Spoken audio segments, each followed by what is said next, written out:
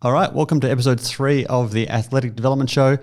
Today we're joined by a very special guest. He's a rising star of the Australian strength and conditioning scene, one of those rehabbers that I've had the pleasure to talk shop with. Has been working at Carlton Football Club, is one of the driving forces behind Melbourne Fitness and Performance, which is a great crew of coaches out of West Footscray in Melbourne. And he's the younger brother of one of my favourite athletes of all time, Greaves. So a lot to talk about. Welcome to the show, Mitch. Thanks for having me. So I want to talk big picture. I want to talk technical. We're going to dive into the weeds on some stuff today. But I think an interesting place to start is probably your big move. So let's go back a step. Tell us what's on your plate at the moment, because you've always got a lot going on. What are your current roles and activities? Yeah, well, I think the biggest thing over the last little bit is reducing what's been on my plate. So I've actually just left my position at Carlton Footy Club with the women's program there, and my two main eggs now. What was your role description there? It was one of those fake fancy titles. So it was I love a fake fancy title. Yeah, don't we? Performance preparation coordinator. Okay, essentially, cool. Rehab coordinator plus doing the speed, agility, quickness side of things. Yeah. Okay. Cool. Nice. Sorry. Carry on. So you've stepped away from that, but we'll dive into that in a minute. And what else is on your plate? So that brings an end to 3 seasons there, and then my two main eggs now, being a part owner at Melbourne Fitness and Performance and heading up kind of the rehabilitation space over there, as well as coaching within the business as well. And then I've also started basically like an elite athlete program out at La Trobe University at the Bundoora campus over there. So they've brought me on board just 2 mornings a week to start off with. Yep. And we're just starting from humble beginnings with about 5 to 6 athletes within that program already. And then, working out of their very, very nice facilities out in Bundoora. Yeah, it's an amazing facility out there. Yeah. Yeah, it is. Yeah. And so that's probably the lightest load you've had in forever, yeah? Yeah, very much so. Yeah.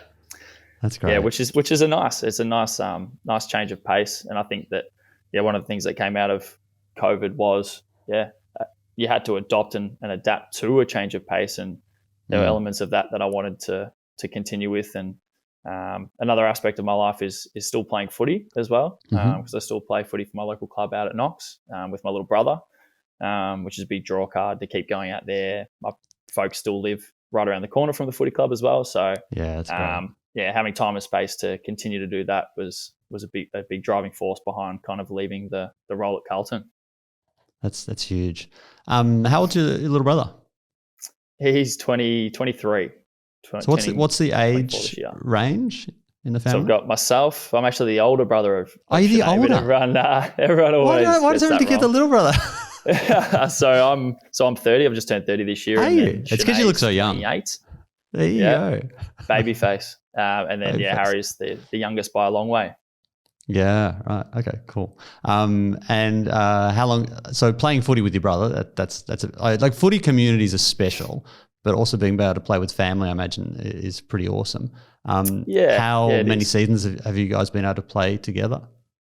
So our first season together was 2016.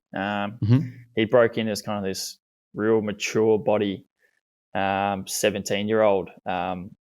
He's just a massive unit. He's about 6'4", 6'5", and got right into his bodybuilding. So not only is he tall, but he's built like a proverbial brick shit house as well.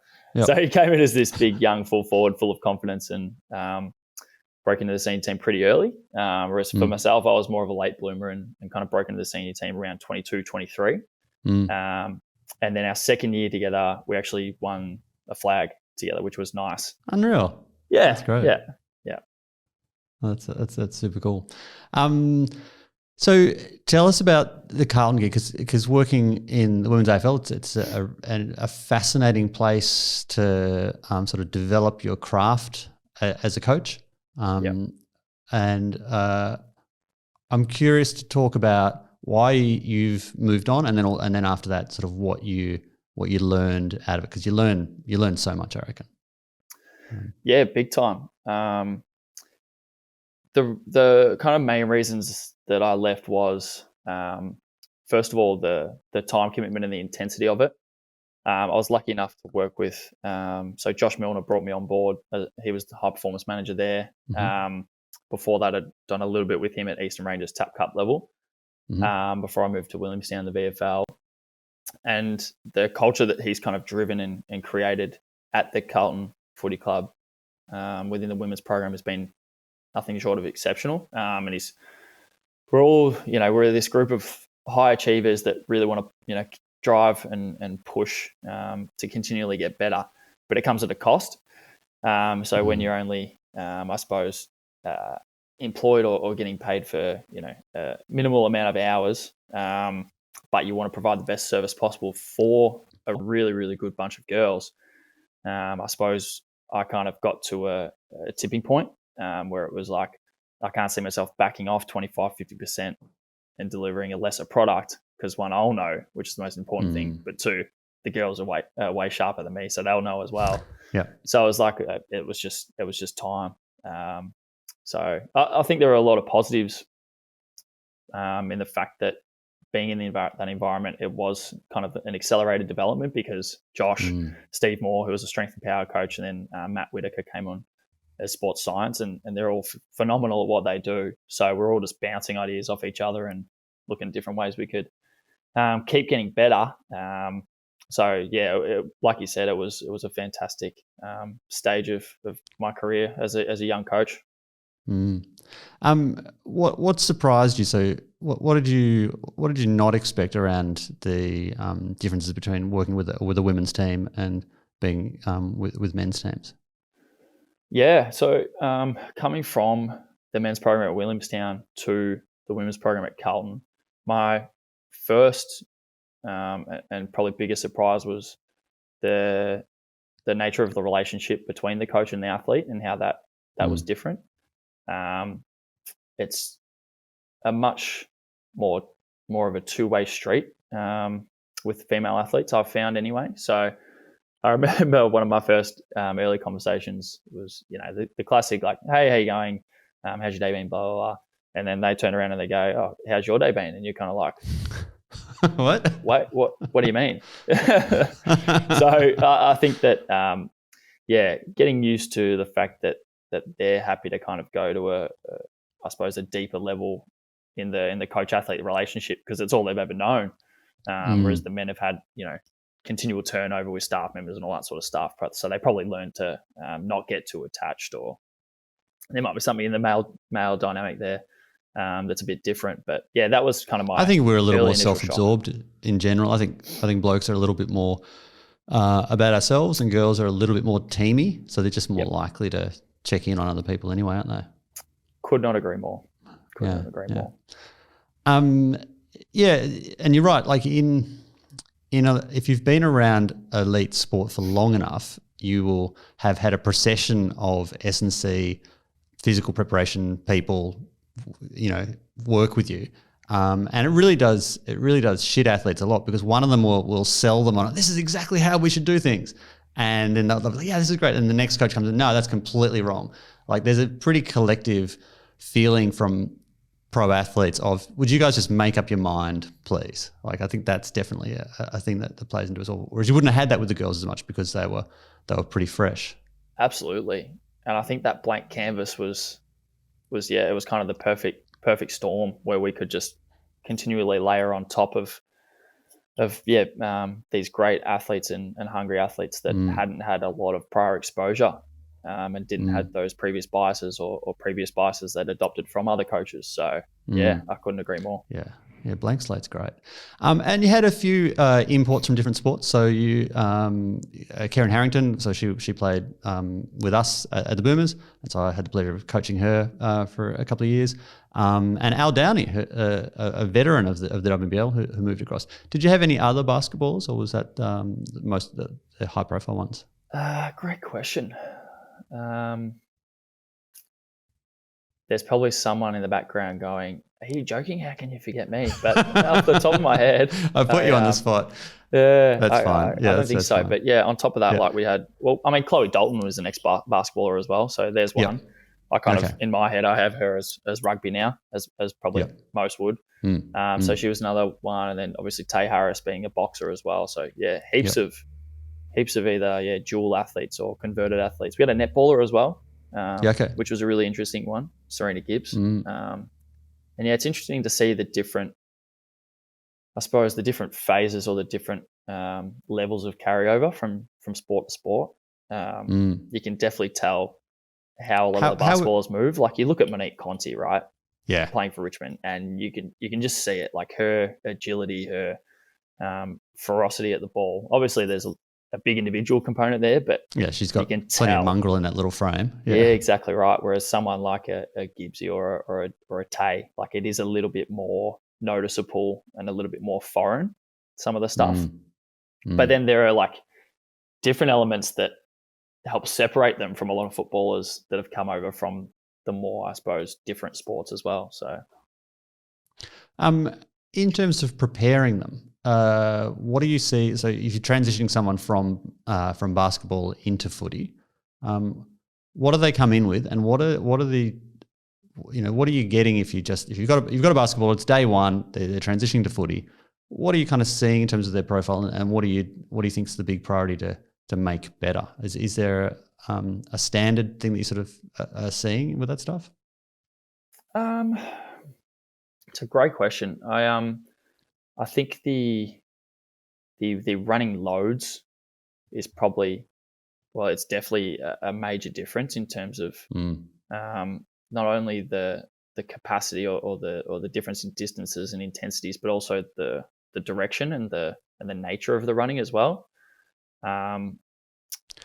Much more running, right? Oh, so much more running. And then I think the differences in it depends if they're still playing basketball or if they've completely switched as well. So, someone like Al Downey who goes from basketball to footy to basketball to footy, it's a lot different to someone like Kez who has made the complete transition. So Kez can spend the off season staying on top of previous injuries such as like an Achilles tendinopathy or stuff like that, whereas Duna, Al Downey, for those that know her as Duna. You're bringing back memories. She's going straight back into basketball, so you're kind of offsite managing her, or they've got another S&C coach that is working with them during that off-season time. But yeah, so I suppose to answer your question, the difference would be like Downey coming back in.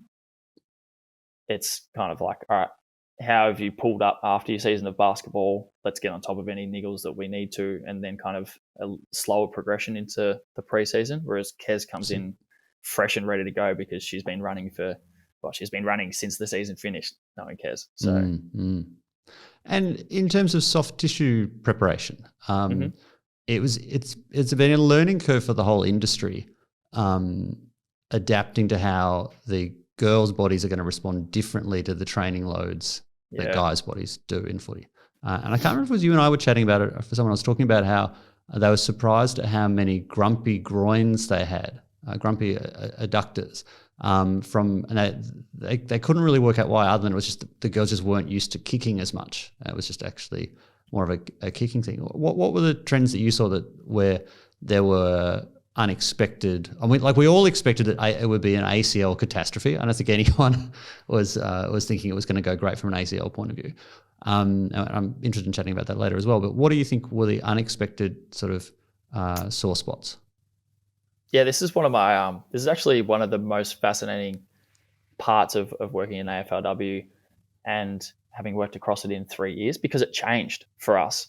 So when we first came in, and obviously our squad, we had a lot more kind of older girls or the old guard that have come across from VFLW into the AFLW system. So they've never had exposure to strength and conditioning or load monitoring or anything like that. So they're just playing through stuff.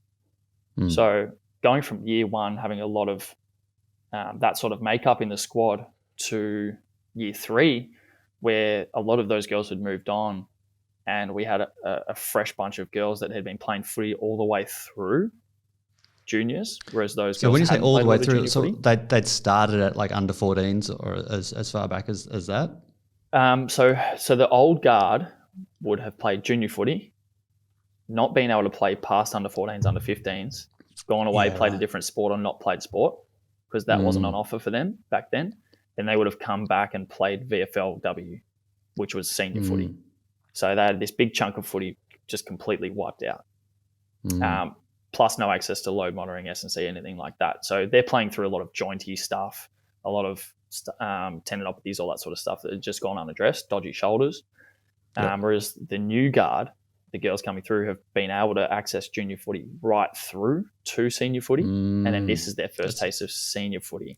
Plus they've had access to things like the development pathways or the high performance pathways that are now in place to support girls that are potentially going to get drafted, or things like Carlton College or the Richmond Institute, where you can go in and have access to strength and conditioning services and footy services while you prepare for your senior footy. So it was a real mix, and we kind of found that we went from year one seeing a lot of jointy things, so low back, SIJ, achy ankles or repeat ankle sprains, shoulders that had repeat dislocations or subluxes and that side of things, and then to kind of year 2, year 3, we started to get them to the point where we were starting to see softies, and we kind of yeehard or celebrated a little bit. We were like, oh, cool, we've got them like strong enough,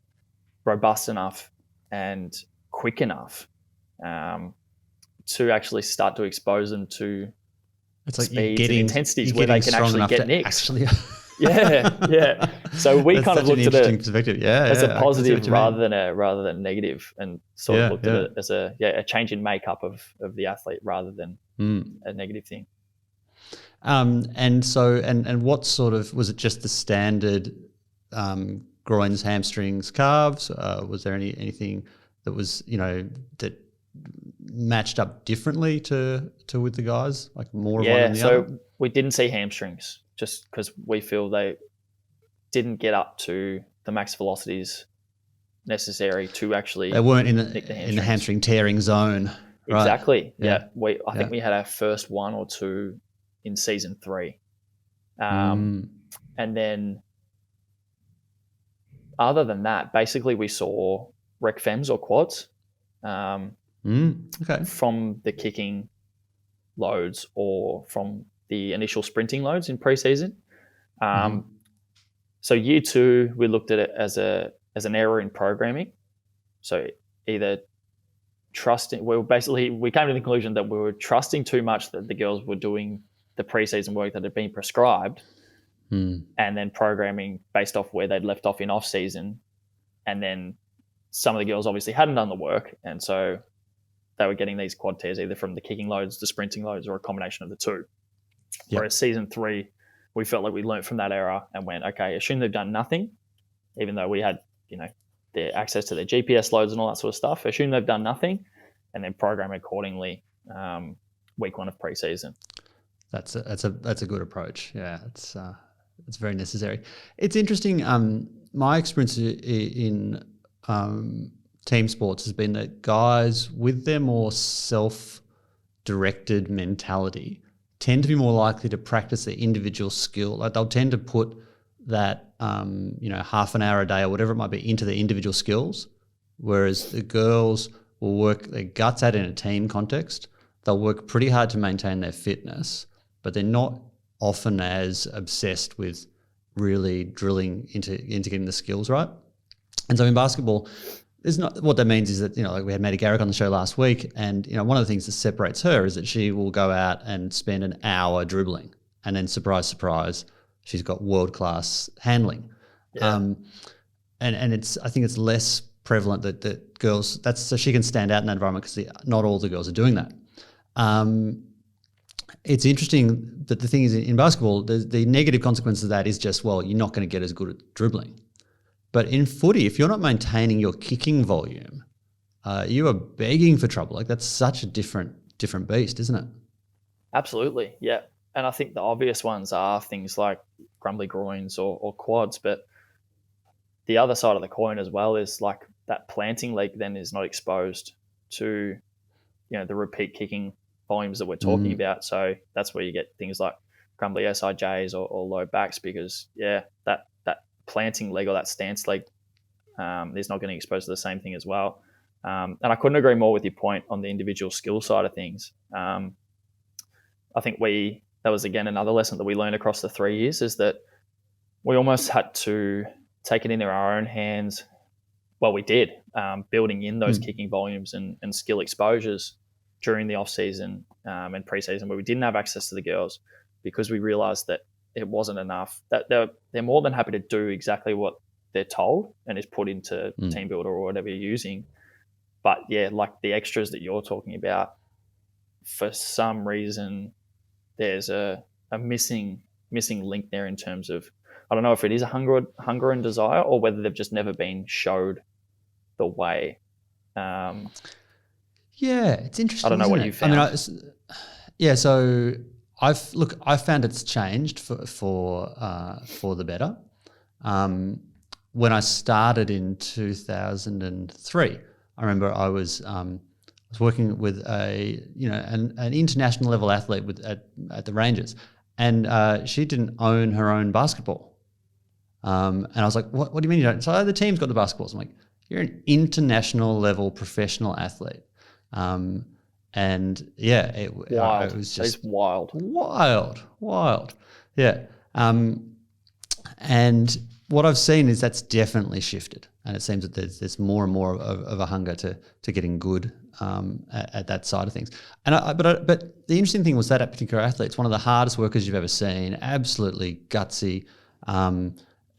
It wasn't a lack of hunger. It was just that sort of just not that mentality. It's a mentality shift, but it's definitely shifting, because I think it's like in the gym, girls used to be not wanting to kind of flex, whereas now they're quite comfortable with, like, not bragging, but having a bit of swagger about them.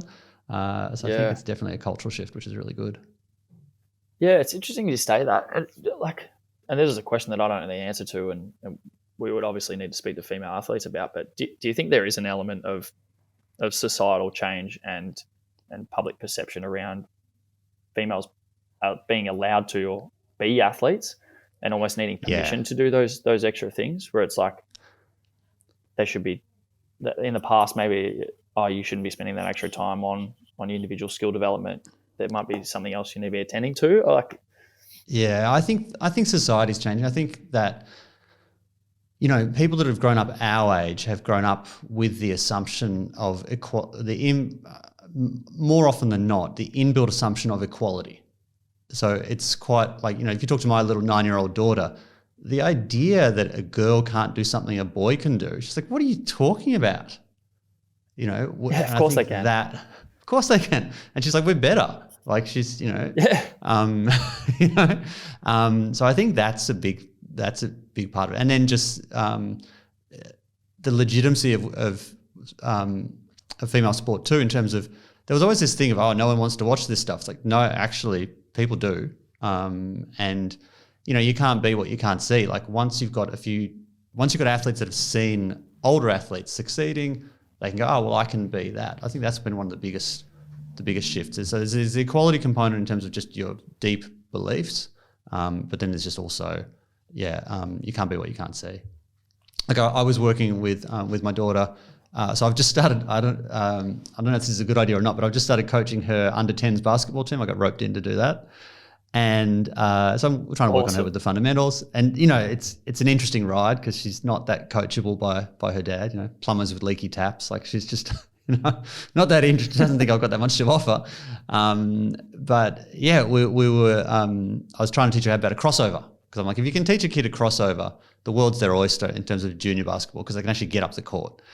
And I was like, all right, let's. And my instinct was to go straight to YouTube and search up crossovers. And I found all these great crossovers, Allen Iverson, all these great ones. And she just looks at me, she's like, Dad, they're boys. Show me some girls doing this. And in the past, maybe you wouldn't have been able to do that. But I was like, of course, yeah. And so I just typed Maddie Garrick in straight away, and we did there was a highlight reel from the 3x3, and she was like, oh, cool, yeah, I can do that. So I think, we will actually only truly see the potential that women footy players have when kids that were 5 years old when the league started, when the girls side of things started, when they're 22, that's when we'll really see, we'll start to get a sense of how good they can be.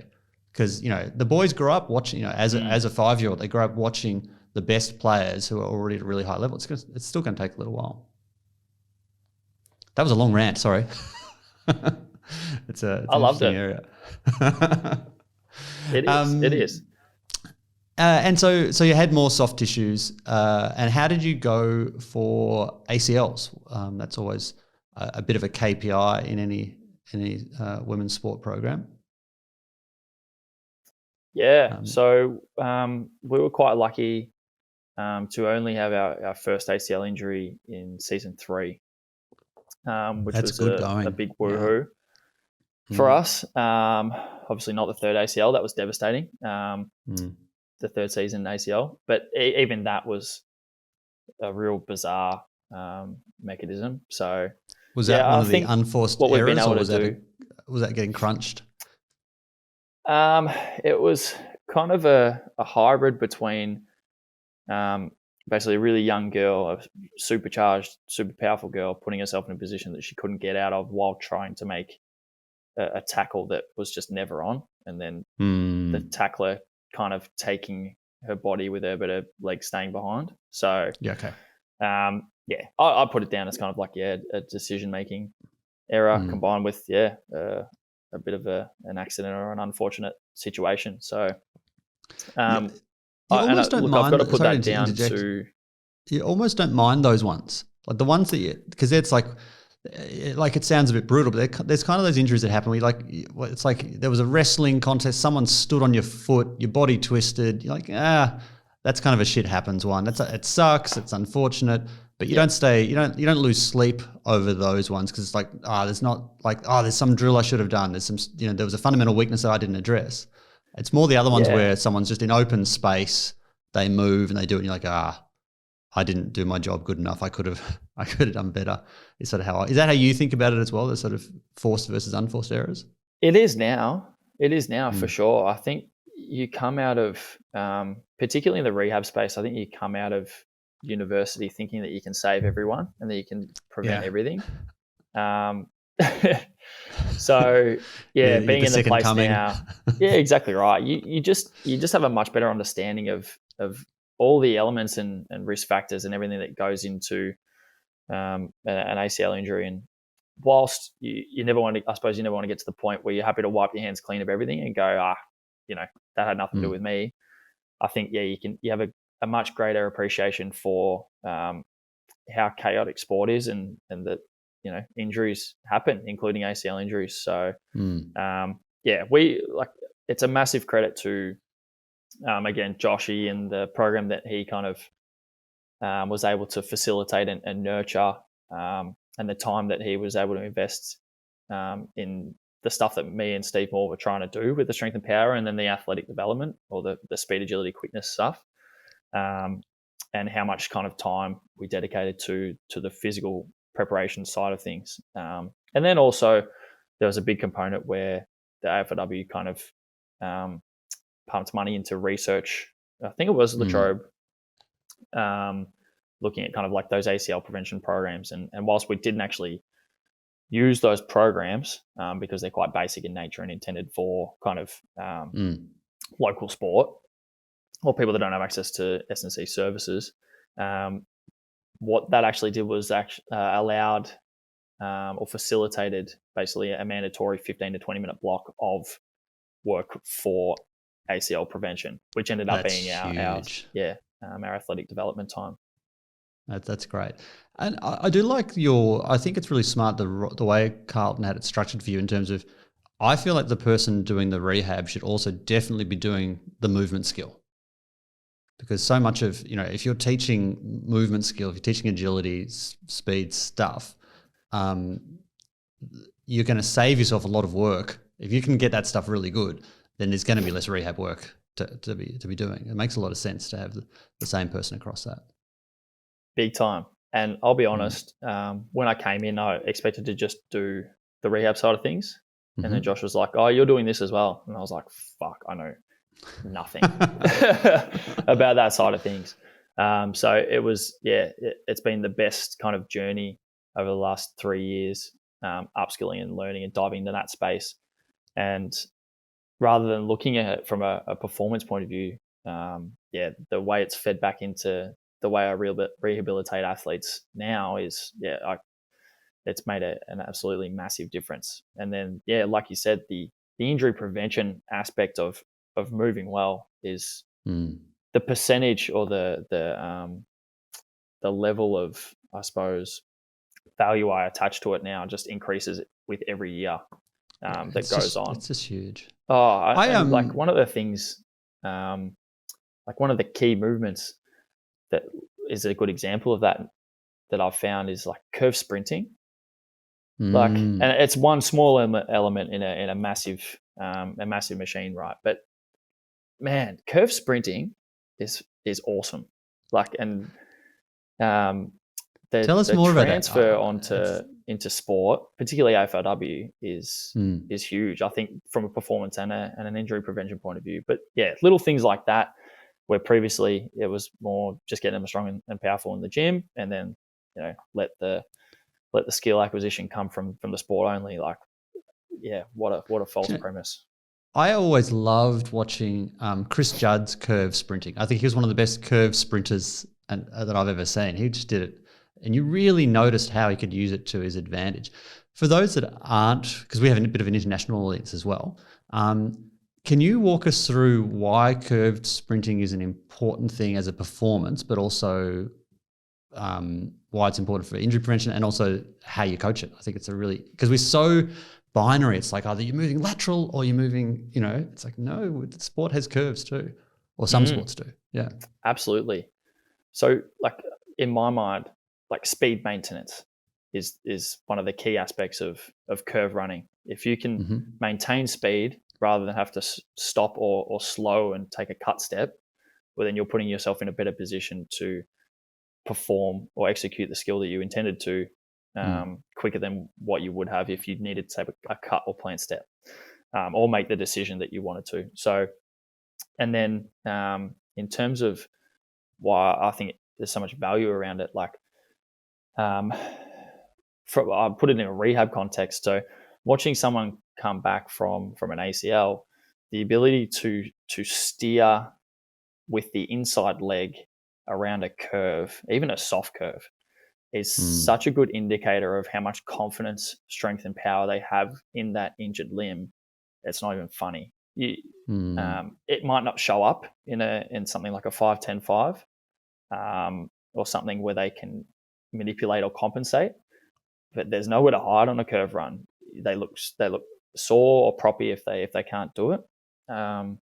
Whereas you put them on the other side, and they can do it a breeze because that leg's now on the outside and it can just push and go.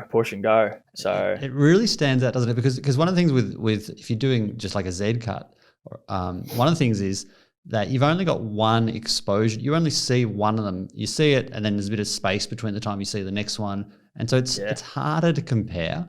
Whereas because they're doing so many consecutive steps on the weak leg, it's going to jump out at you a lot more, even to the naked eye, let alone with video. But it's going to jump out a lot more, isn't it? Absolutely. Absolutely. So in terms of, I suppose, how you coach it, I think it's one of those skills where using constraints is a really nice way to coach it rather than verbal cueing. And I'm moving a lot more and more towards constraint-based coaching, or even phonetic coaching as well, with a lot of our skips or marches or running-based drills. I find that athletes really respond to phonetic cueing as well, with things like boom booms or things like galloping. If you can lay kind of a rhythm on top of that drill, they tend to pick it up in their own head and they've got something that can go along with it. But then I suppose dial you back to curve running. Yeah, I think constraint-based stuff. So I think I saw Jay Rehab up at Athletes Authority using like a plate punched out to the side, stuff like putting a stick on your back to really isolate the legs, and then just manipulating the angle of the curve or the distance of the curve is probably the easiest one. You'll know pretty quickly if they're not ready for the sharpness of the curve. Yeah, so and that's the nice thing is too, because you can start it as a very gentle, kind of long curve, and then you can compress it into more and more of an S. Yep. Or a series of S's. What kind of distances are you typically having people do the curve sprinting over? Distances? We've used everything from kind of like a really sharp kind of 10, 20 meter effort to looking at actually performing some of our max velocity reps across the space of 30 to 60 meters, whether it's been an S or a single curve. We feel like the max V side of things, obviously a lot of the times they are running on a curve, so why not train it? And then two, we just find that, continually running or exposing yourself to max V in a straight line, it can get pretty monotonous if you're doing it consistently, like what you need to do if you are looking to push the ceiling up. So having them perform it on a curve, for some reason, it provides a level of intent or a target, which Franz Bosch talks about, making the body give a damn. It provides a level of a target for them to actually attack the rep with their max V work. So we use it in all sorts of scenarios. That's super smart. I love that. You've opened the door with Franz Bosch. I'm curious to have a little bit of chat about it's. I think it's work that it's complex, so there is a barrier to entry about it, and I think some of it, sometimes in our industry we like to feel and sound really smart because it's some deep inside us we feel like we're just glorified PE teachers, and so if we throw out enough big words, like if you speak to a sports med doc who's generally the smartest person in the room, their language is actually often really plain, whereas we'll be like, oh, we need to work the ipsilateral medial determinant of the blah, blah, blah. Like we speak fancy to make ourselves feel fancy. What's your distillation of what the big rocks are that you could take from the Bosch stuff? Everyone talks about hip lock, and obviously that's an important thing, but what are the other, and there's some things you look at, that's actually probably too complicated to be worth its while. What are the three or so big rocks that you reckon that we can take away from his work to get great value out of it? Yeah, it was a hard read, and I tried to read it before I was ready to read it. And the title of the book, I was going to give context, but the title of the book is escaping me. Strength training. It's behind me. You got it there. Strength training and coordination or something. Okay. We'll link to it in the show notes. An agility one as well. But cool. I tried to read it before I was ready to read it. And coming back to it a year later, I was in a better place and had done enough reading in other areas to kind of embrace it. And I suppose the big rocks for me, I kind of went through a few phases. First one was, what the fuck is this guy talking about? The second one was, how am I actually going to put this into practice, and is this applicable? Yep. Third one was, there's a lot of stuff here. If we're talking about his 6 or 7 main attractors, or the attractors of running, do I have to create or embrace as we like to do, an exercise category for each of these attractors and somehow start to factor these in to my existing training? And then the phase I'm in now is, okay, we actually train a lot of the stuff he's talking about, but we just don't use the names that he's using. If that makes sense. So like for instance, if we talk about a main attractor, and for those who don't know what we're referring to, you got attractors and fluctuators. And the attractors are kind of these key or stable phases of running that appear for everyone. So you've got things like a hip lock, ankle stiffness, and optimal length of torso or trunk stiffness. So again, all things that everyone needs or has with their running. And it's kind of laying a stable platform with these things so that when they encounter these things called fluctuations, or basically sport, so being pushed off the ball or having to change direction, that sort of stuff, these key phases or key things are stable enough to counter or be, continue along once they encounter those fluctuations. So one of these key things is the stability to operate really well in, like, if the body as a machine is operating really well, it can then cope with uneven terrain, unexpected perturbations, someone bumping you. You're actually in a better spot to navigate whatever terrain you're in. Yeah. Yes. Yeah. Beautiful. Do you put reckon, it much more eloquently than I did, that's for sure. not sure about that. I reckon part of the problem too is that just the names, like the name attractor, it doesn't actually give you the connotation of what it's talking about. Like, is that a translation problem? Like, it was written in German then translated to English? Because I reckon that's part of the problem, is that the names actually don't really, like, to me, in any field, great names are going to be fairly self-descriptive. Like, you don't need to read 3 pages to understand the names. Like, oh, that's that. Because really they're talking about the critical sort of common attributes that you've got to have. Like, that's not a good name either. But, it's interesting. Yeah. And so fluctuations. Yeah, absolutely. And I think some of those things, like if you look at something like the stumble reflex, which he talks about training, it's like basically being able to stop yourself from falling over. Like, so you're right. Like, I think the language and probably the translation is a massive barrier for a lot of people, but putting in the work to kind of understand what he's saying or where he's coming from, and then being able to interpret it in your own language, you can come out the side with some really nice concepts and ways to kind of complement your training. Because like other things like that, he talks about like muscle slack and reducing muscle slack, which is basically talking about early rate of force development. But his different concepts around that can kind of challenge your pre-existing biases around, training every jump with a counter movement, when in reality, in sport, you don't have that long to develop force. So there are some really good takeaways from some of his work, and the biggest, I suppose, transfer, the place where I was able to take some good concepts was from like people like John Pryor, who have taken his kind of concepts and theories and put them into practice. And there's an app you can download called Speed Power Play, which actually has basically in like a white to black belt kind of jiu-jitsu style sequence for all the exercises. Yeah, cool. You can go through and the different levels, which makes a lot of sense for our strength and conditioning brains, doesn't it? Yeah, we love that. Yeah. Okay, cool. If I've got a gun to your head and I say to you, there's only 3 Boschish drills that you can use, what do you? And it can be running or in the gym. What are you going to pick? Yeah, I would keep doing prime times or straight leg bounding. I would keep doing boom prime booms. Times.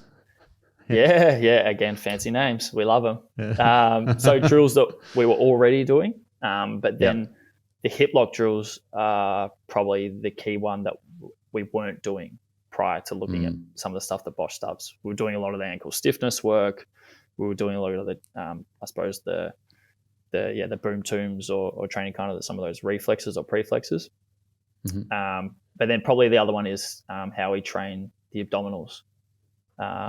So looking at, I suppose, more dynamic trunk work, which makes a lot of sense. It's like we look to get things like squats and split squats from, nice tempo, slow work to dynamic fast work, whether it be things like jumps or, stuff where we're actually moving at a rapid tempo using things like VBT.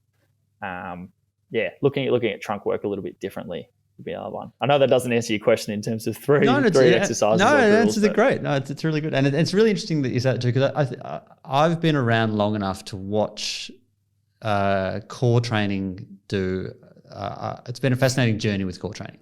Like, In the 90s, when I started coaching, what was happening was there was a mass rejection of moving the core at all. So it was the Paul Chek era, and it was basically rectus abdominis is the devil, transverse abdominis is the greatest muscle of all time. It's the only muscle. And, Chek acolytes, because he did have a religious level following, they'd be like, I remember someone saying to me, oh no, you're using rectus abdominis, you can't do that. It's just got to be transverse. I'm like, yeah, I'm not. And even at the time, I was like, I'm pretty sure that these muscle groups are a team. It's not the idea that you should just have TVA. And I appreciate that the deep muscles have a huge role to play. And if you can get them firing well early, the superficial ones will be, the right muscle working at the right time in the right way, you're going to get a much better result. So we're huge on the deep system here at Core Advantage, and I've just seen it work time and time again. But it was this weird thing where it was this idea that you should just basically hold it dead still. I mean, previously in the 70s, you had crunches, which was probably not that smart unless you're a boxer. And then it was this thing of you've got to hold it dead still. And then it went a bit silly for a while with all the standing on Swiss balls and doing all those sorts of things. And I did things that I look at back now. Like I look back at the Russian twists I was making people do in the early 2000s. I'm like, not sure I thought that through. But it feels like we're coming to a good point now where there's this understanding that it's not a false opposition. It's not a binary. It's not mutually exclusive, that you can have a stable core but also work it through a range of motion and actually use it for force transfer as well as force absorption, because that's kind of the next level to take it to. ¿Por qué no los dos? Why not have both? Yeah, because that's Jacob's favorite saying. Speaking of, have you been across? So Jacob's now gone deep into the VBT thing. He's really gone deep on that, on the VBT coaching. It's on my list. Is it? Yeah, it's a big list too, but it's on my list. Yeah, it looks like he's doing some cool stuff.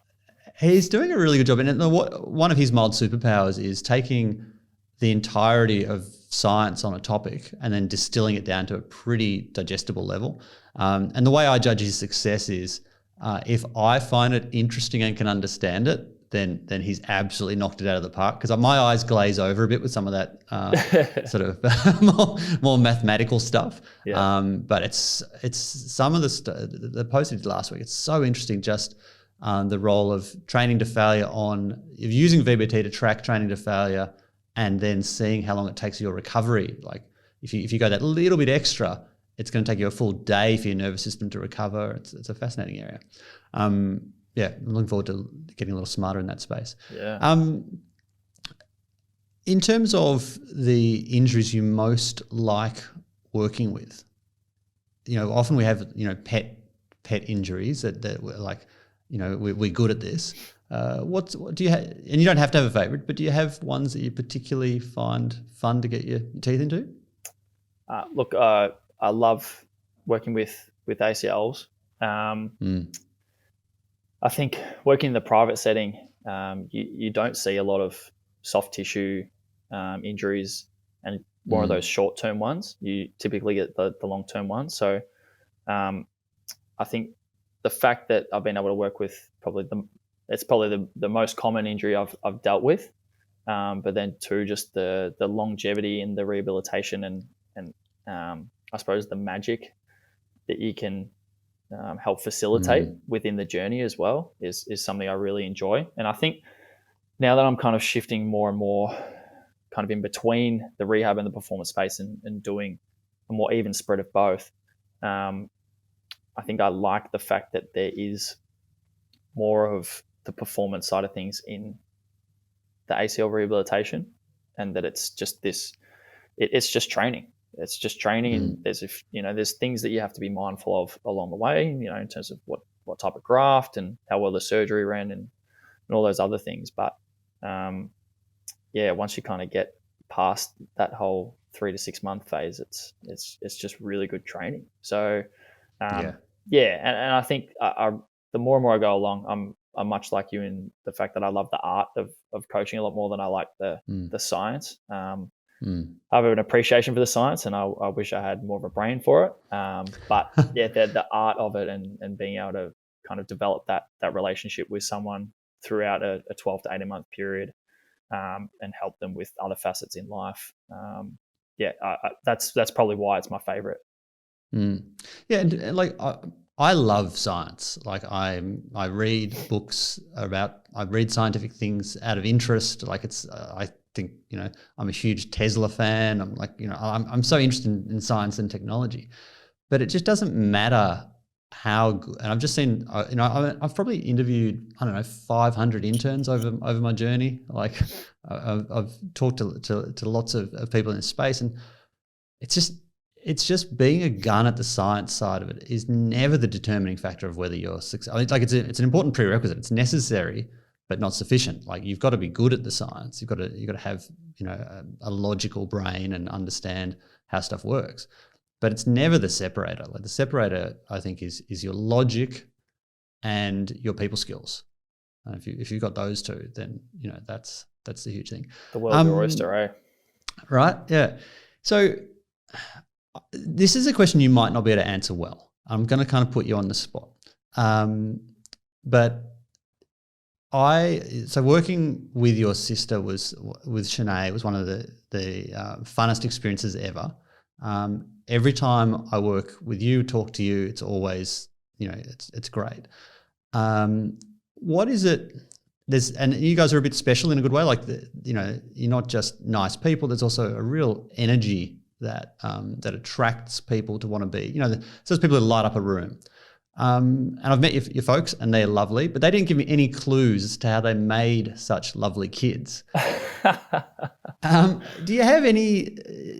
Were your parents stock standard with or the things that were different about your parents that you think have given you guys? You come across as people, you and Nate, who are deeply secure but simultaneously really hardworking, which is an odd combo. And often people that are really hardworking, it's because they've got a chip on their shoulder, and so there's kind of an edge to it. But anything at all. And if the answer is I've got no idea, that's fine too. Yeah, I couldn't interview without asking. It's an unreal question. Definitely caught me off guard, but it is interesting. And like off the top of my head, I think I probably did have a chip on my shoulder early on. Mm-hmm. So maybe there was an element of that. But in terms of, I suppose, mum and dad, I think, like you said, it is a blend. So like dad's a country boy, grew up in Cobden, parents were dairy farmers. So always had that kind of like hardworking mentality. And kind of when I came along, from the stories they've told me, like, it was tough times. Like dad had just taken over a small timber yard, and the previous owners had been like, they hadn't left it in a good place, long story short, basically. So he was trying to turn that around. And then mum is kind of this, she was an early age educator. So she has a big education background, but then has worked with, like, her big field was kind of working with kids with disabilities.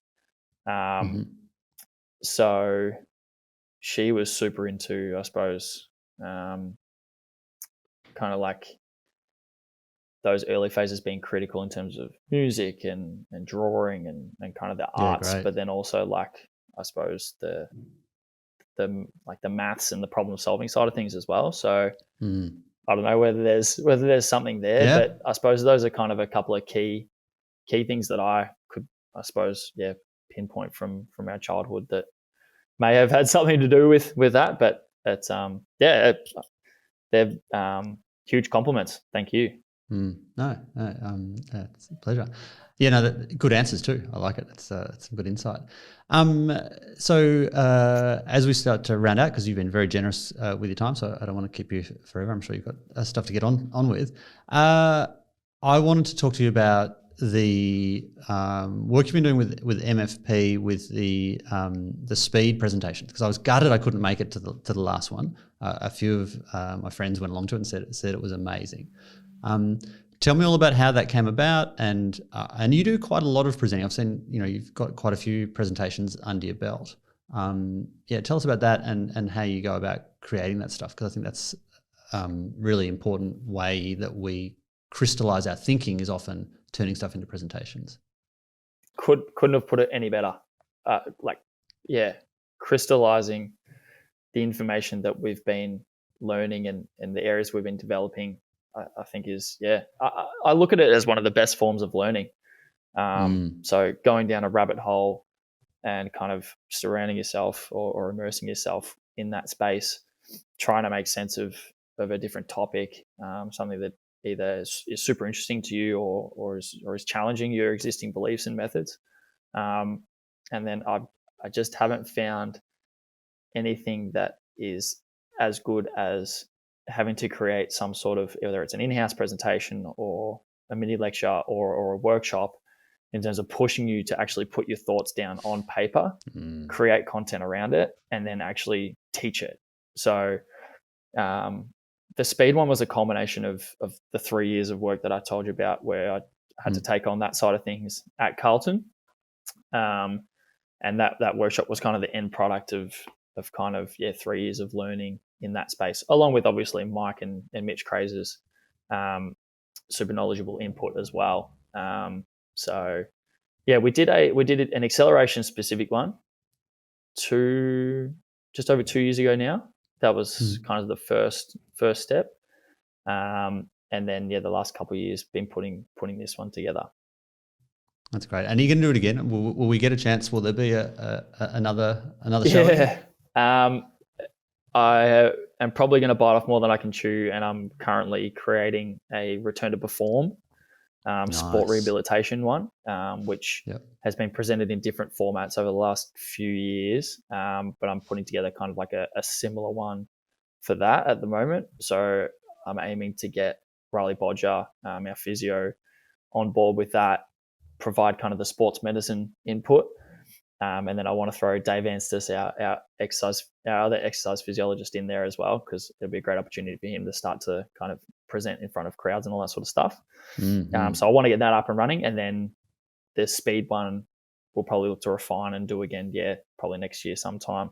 But it also is going on Play Academy as well, the recording. That's huge. From the one that we just did. So if you missed it, you can check it out on you can watch Play it Academy. On Play Academy, which is kind of like Netflix for strength and conditioning seminars. Exactly right. Yeah, that's an great. overwhelming we'll amount link of to good those content things on there. Yeah, we'll link to those things as well. So thanks so much for taking the time to chat to us. Super interesting stuff. There's actually heaps more we can talk about. I definitely will be trying to rope you in for a second round because there's heaps of stuff that we can still chat about. Where can people find? So we'll link everything in the show notes. Where can people find and follow you? What's the best contacts? If you want to follow someone that reshares a lot of smarter people's opinions, follow me on Twitter. A curator. We all need that. Mitch Greaves. And then if you want to see some content and some videos and stuff, you can find me on Instagram, Mitch Greaves 8. And look, I couldn't recommend following Mitch's content more highly because it's that blend of really strong first principles delivered with enthusiasm and interest, and innovation without gimmickry, which is actually a difficult needle to thread to get all those things there. So definitely get around that. I think I'm going to have to listen back to this, steal that quote and put it in my bio on Instagram. That's incredible. All true. Awesome. All right. Well, listen, Mitch, thanks heaps for coming on, and we will see you down the track. And thanks again. Thanks heaps, Legend. Appreciate it. All right. Cheers.